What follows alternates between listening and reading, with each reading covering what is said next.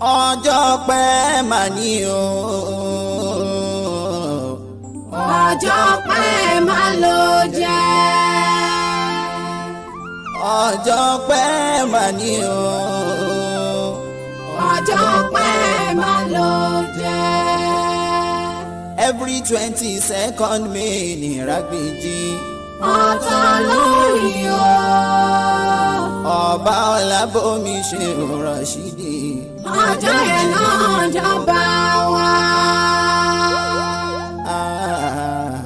ó ṣe ọlọ́run oore tó ṣe fún wa nílùú Aragbiji títí lọ́pẹ́ wa dákun má bà wá lọ́pẹ́ jẹ́. dákun má bà wá lọ́pẹ́ jẹ́. dákun má bà wá lọ́pẹ́ jẹ́.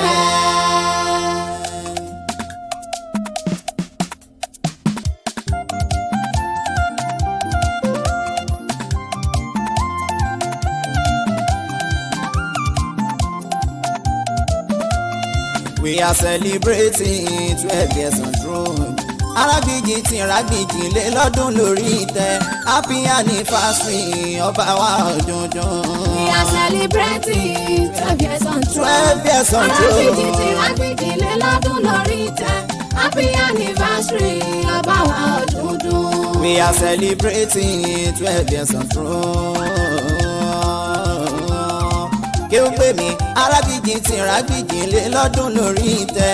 Happy anniversary ọba wa ọ̀dúndún. We are celebrating 12 years on throne. 12 years on throne. Aragbiji ti Aragbiji lé lọ́dún lórí ìtẹ́. Bàbá ti lé lọ́dún lórí ìtẹ́. Happy anniversary ọba wa ọ̀dúndún. Kewugbemi mo gbórin de ọpẹ́ máa lè mi ó ṣe.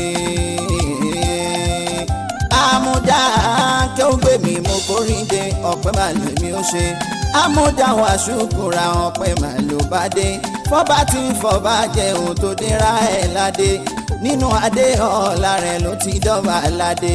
Nínú àwọn tó ṣàlẹ̀ ṣàtọ́jọba aládé.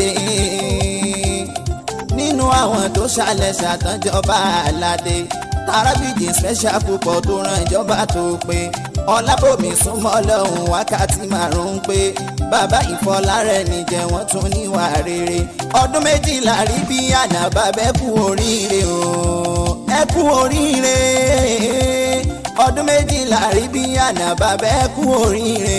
Ìgbà ọdún kó jọdún kan fọ́ba ayọ̀ tún dé. We are celebrating 12 years on throne. 12 years on throne. Aragbiji ti Aragbiji lé lọ́dún lórí ìtẹ́. Bàbá lé lọ́dún lórí ìtẹ́. Happy